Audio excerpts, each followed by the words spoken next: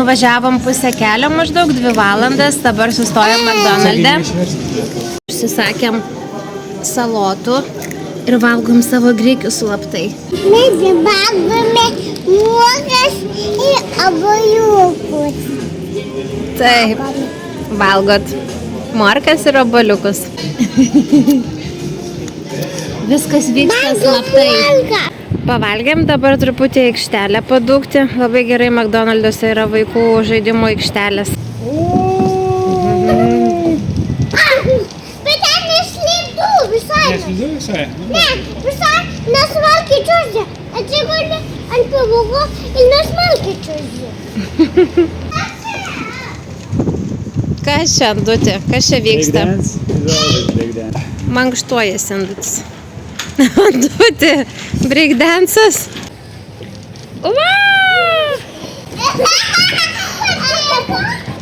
Galam dainuoti?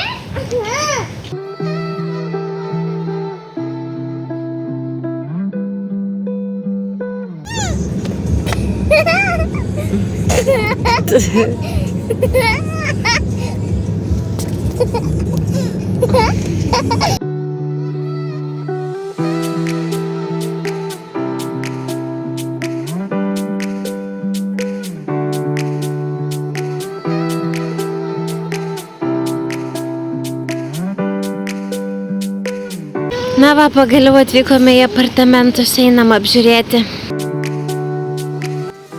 Atėjome. Apžiūrėkime. Va, didelė lova. Kita didelė lova. Tada čia televizorius.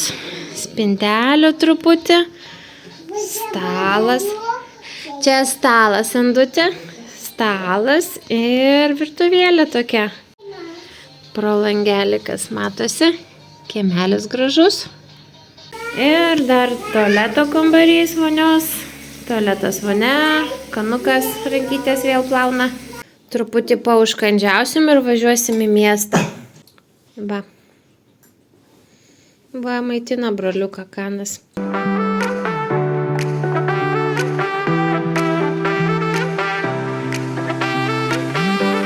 Važiuoju dėlotės.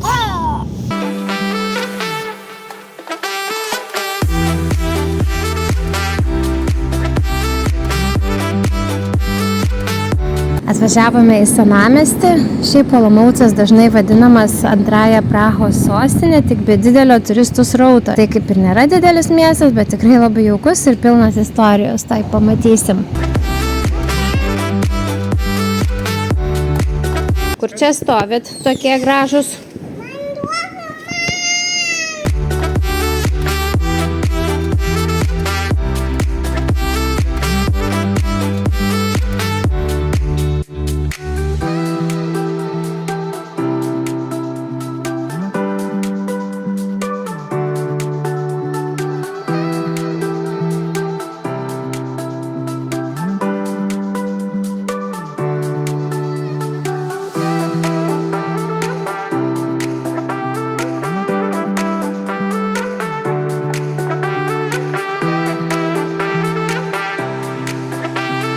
Čia yra Lobkovo kelionė, šiuo metu mes esame Olomouce ir esame prie laikrodžio, kuris simbolizuoja šio miesto vienybę ir kartu visi keliasi būtent pagal šitą laikrodį, čia rodo ir laiką, ir sekundės, ir minutės ir visi šitie darbininkai kelia visus kiekvieną rytą. Pažiūrėkite. Vajagoras puikiai pristatė, aš papildysiu, kad čia yra viena gražiausių rotušių su astronominiu laikrodžiu. Tetukas kačiukas, štai. Čia turėtų būti įžymioji Šventosios Trejybės kolona, kuri net yra įtraukta į UNESCO pasaulio paveldo sąrašą, bet deja šiuo metu restauruojama ir mes nieko negalim pamatyti.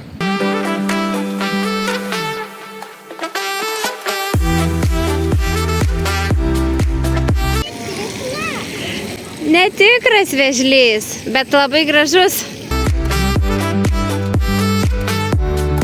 Jau kaip ir spėjome pamatyti, kad Olomoucas tikrai garsėja fontanais. Jų čia daugiau negu bet kuriame kitame Čekijos mieste, išskyrus Prahą. O senamiestyje jų yra net 14 istorinių fontanų ir dauguma su gražiomis skulptūromis. Glostai vėžlį.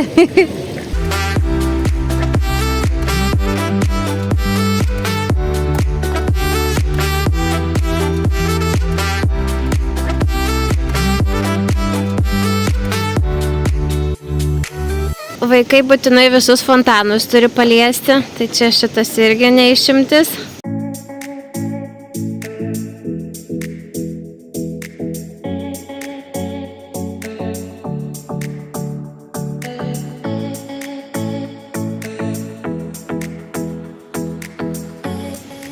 Anksčiau fontanai buvo ne tik puošmena, bet ir vandens šaltinis miesto gyventojams, o dabar visi prie jų fotografuojasi, o vaikučiai pliuškenasi.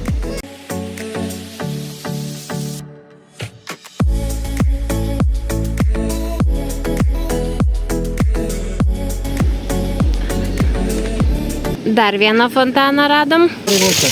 Opa.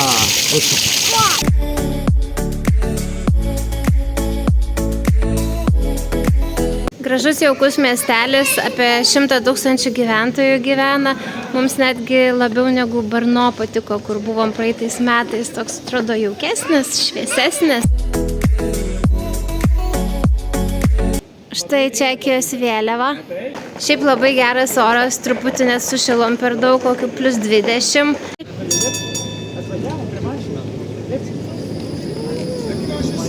Ar jums patiko mieste pasivaikščioti? Taip. Jau mėgelio nori, taip. O tau, Anduti, patiko? Patiko? Čia aha, sakai? Šeiminėlė vakarieniauja. Makaronai grikių, daržovės, avokadai, pomidorai. Aš noriu kakų. O, tada reikia daryti. Bet mama, gal galiu uždėti vatavą, kad nekiščiau į tualetą. Galiu. Gerai. Aš ją valgysiu. Avokadą, taip. Ką dar? Makaroną.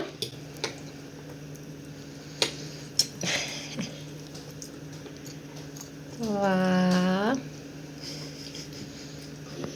Skanu? Kas čia tu čia maudasi?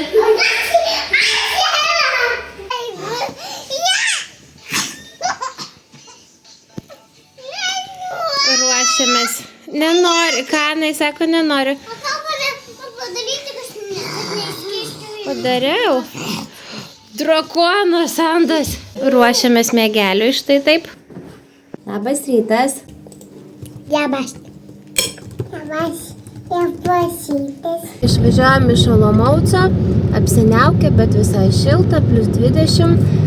Važiuojam dabar į Austriją, tokį mažą miestelį Bad Hall. Rašosi, kaip tarėsi, turbūt ne taip. Tai va, laukia mūsų 4 valandos 40 minučių. Važiuojam. Vinietę nupirkau ir į Austriją. Pas jos nėra vienos dienos vinietės, yra tik 10 dienų, man atrodo, apie 11 eurų. Tik kad vakar sufeilinau, nepagalvojau, kad mes tai 2 dienas būsime Čekijoje, tai reikėjo irgi 10 nupirkti, tai čia 5 eurus permokėjau, nes 2 kartus po 1 dieną pirkau, o pigiau būtų vienai savaitei pirkti 10 dienų. Ata. Pasilgsiu ir baltų namų. Priekį. Oi, krekeris tavo.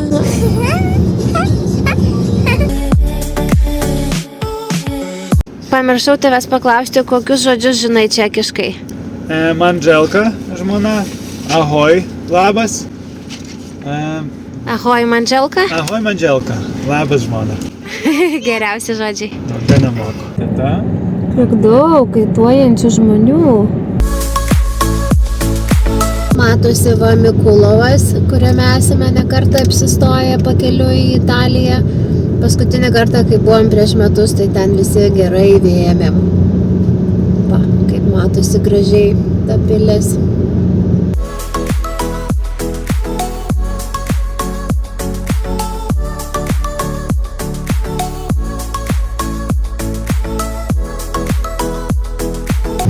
Kiek Egorui labai juokinga buvo, kad papas parašyta. Parašyta ant mašinos papas. Labai juokinga, haha. Sustojom degaliniai pavalgyti, pusę kelio nuvažiavom, pavalgysim ir važiuosim toliau.